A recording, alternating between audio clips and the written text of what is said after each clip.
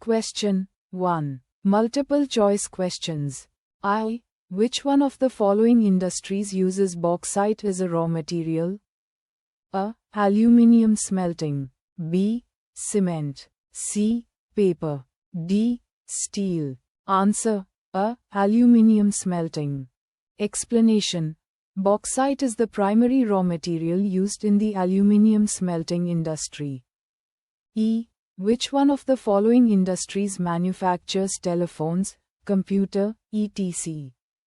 A. Steel. B.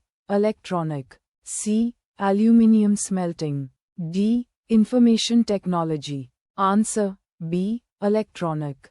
Explanation. The electronic industry is responsible for manufacturing products like telephones and computers.